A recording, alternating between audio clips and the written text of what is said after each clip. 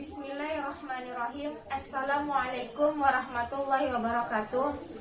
Baiklah teman-teman sekalian, di sini saya akan mempresentasikan mata kuliah alternatif penyelesaian sengketa bisnis syariah yang menjelaskan tentang konsultasi. Pada dasarnya, Undang-Undang Nomor 30 Tahun 1999 tidak menjelaskan pengertian konsultasi dan bagaimana prosedurnya. Namun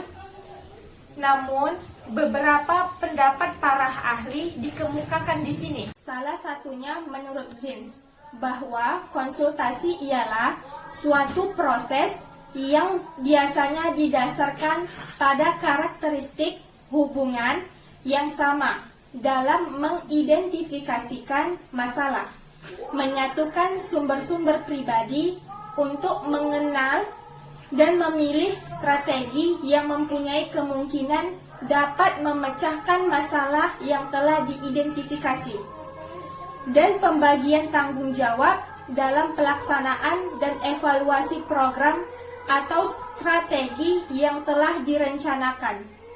Intinya itu, konsultasi itu ialah sebuah pertemuan untuk saling bertukar informasi. Baiklah, yang kedua yaitu peran dan fungsi konsultasi.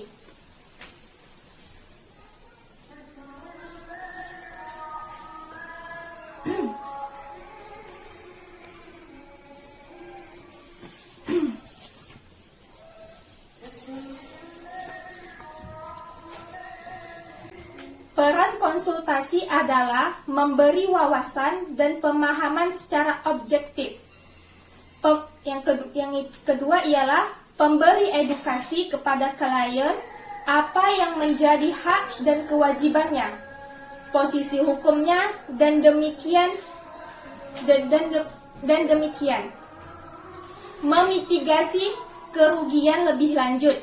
Di samping memberi rekomendasi hukum yang objektif, konsultan juga berperan memberi solusi praktis atas masalah hukum, sehingga klien tidak melulu berorientasi untuk menggugat. Konsultan berfungsi sebagai intermediasi yang sekaligus membuka pemahaman klien.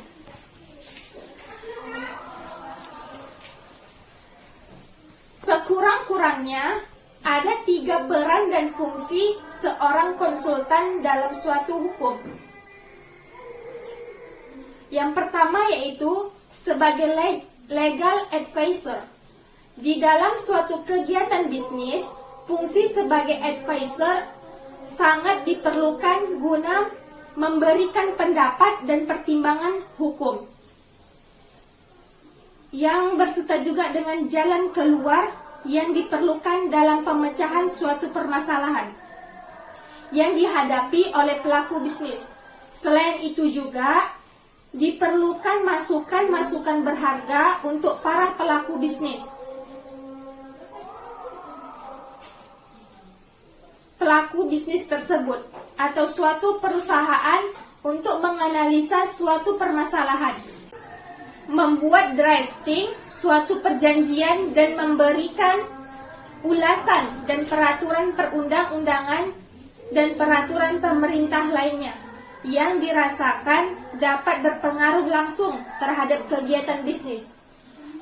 Berikut saran dan pendapatnya untuk mendapatkan solusi yang terbaik dan permasalahan yang dihadapi oleh para pelaku bisnis suatu perusahaan. Yang kedua, peran dan fungsi seorang konsultan ialah sebagai legal attorney.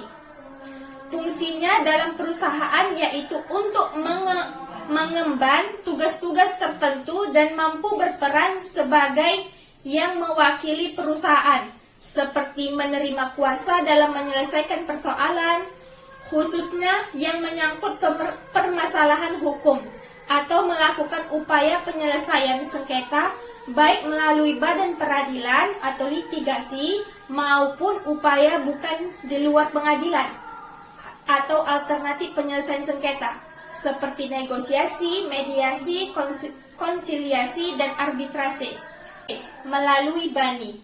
yang dihadapi oleh perusahaan. Kuasa yang mewakili perusahaan ini dapat saja diberikan pada saat awal proses pengenalan, dapat juga pada saat kesepakatan awal. Adapun peran dan fungsi konsultasi yang ketiga yaitu sebagai legal auditor. Seorang konsultan hukum juga akan melakukan fungsi pengawasan dan pemeriksaan atau pelaksanaan ketentuan hukum yang berlaku di perusahaan. Dalam melaksanakan fungsinya, dituntut harus memiliki kecermatan dan ketelitian yang sedemikian rupa, sehingga tidak dapat terlupakan atau terlewati satu aspek pun dalam perusahaan. Sebagai konsultan hukum, tidak saja dituntut memeriksa setiap ketentuan perusahaan, apakah tidak dijalankan sekali dengan yang telah ditetapkan. Akan tetapi juga harus memberikan jalan dan langkah-langkah pelaksanaan ketentuan perusahaan tersebut. Untuk mencapai tingkat yang optimal dalam fungsi pengawasan, tentunya diperlukan kerjasama dengan tim, di mana tim saling memberikan sharing berdasarkan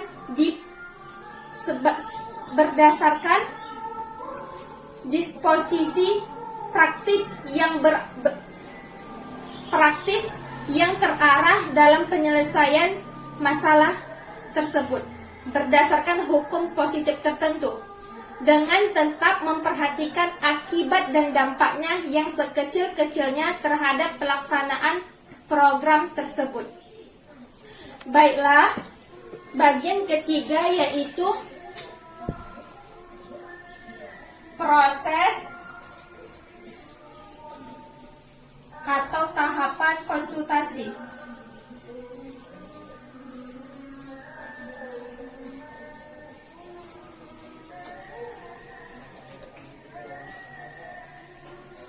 Proses layanan konsultasi melibatkan 3 person, yaitu konselor, konsulti, dan pihak ketiga. Apa itu konselor? Konselor ialah tenaga ahli konseling yang memiliki kewenangan melakukan pelayanan konseling pada bidang tugas pekerjaan profesinya. Ada 3 pihak dalam konselor, dalam konsultasi.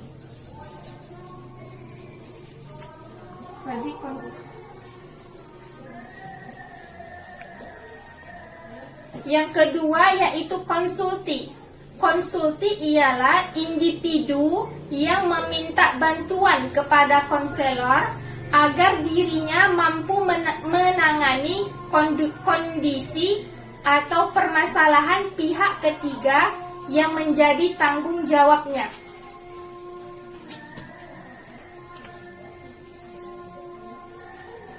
Yang terakhir yaitu pihak ketiga. Pihak ketiga ialah individu yang kondisi permasalahannya dipersoalkan oleh konsulti. Berarti ini pihak ketiga ditanggung-jawabi oleh konsulti. Langsung proses dan tahapan konsultasi. Ada 9 tahap pelaksanaan proses konsultasi yang meliputi: pertama, sebelum masuk atau free entry.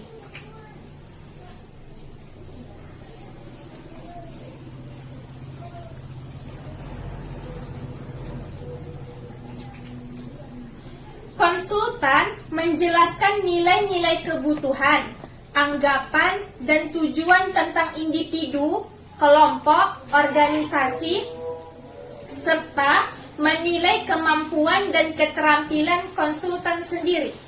Tahapan kedua yaitu entry atau masuk.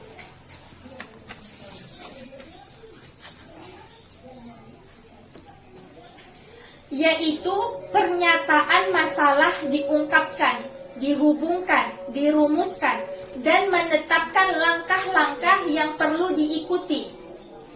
Yang ketiga yaitu get hearing, information atau pengumpulan informasi.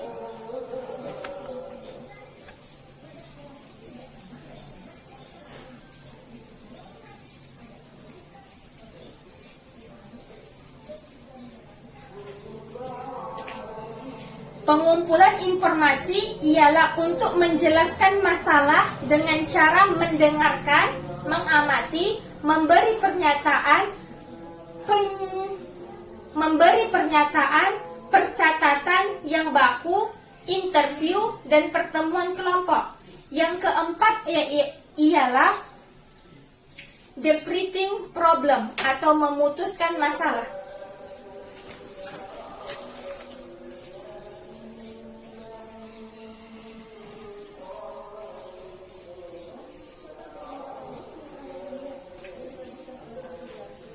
Memutuskan masalah ialah penilaian informasi digunakan dalam menentukan tujuan untuk perubahan.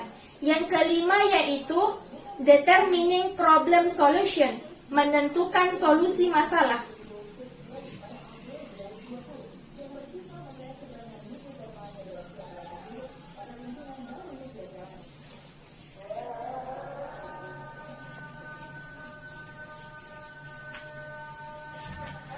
Ialah informasi dianalisis dan disintesis untuk menemukan pemecahan masalah yang paling efektif terhadap masalah yang dihadapi konsultan. Faktor lain untuk tercapainya tujuan yang telah ditetapkan. Tahapan yang ketujuh yaitu implementing the plan atau mengimplementasikan rencana.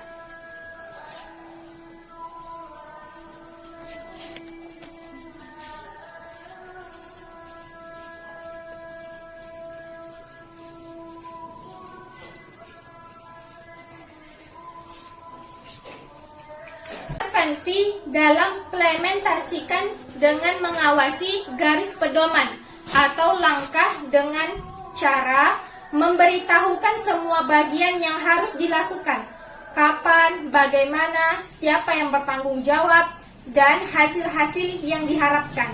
Yang kedelapan yaitu evaluation atau evaluasi.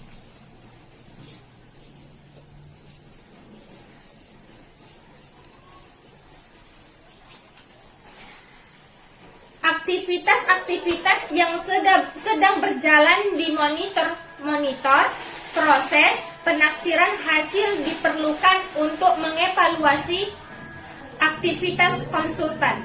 Yang kesembilan atau yang terakhir yaitu termination atau pemberhentian.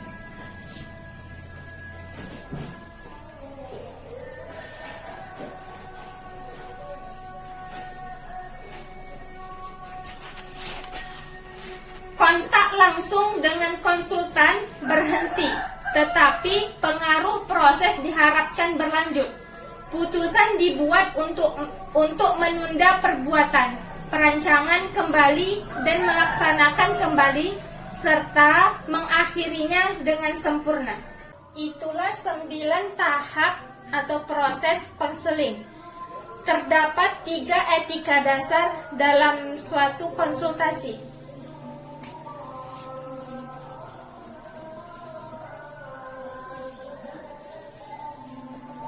Yang pertama yaitu kerahasiaan.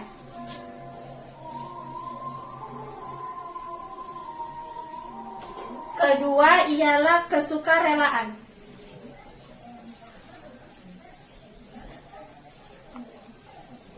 Dan yang ketiga ialah keputusan.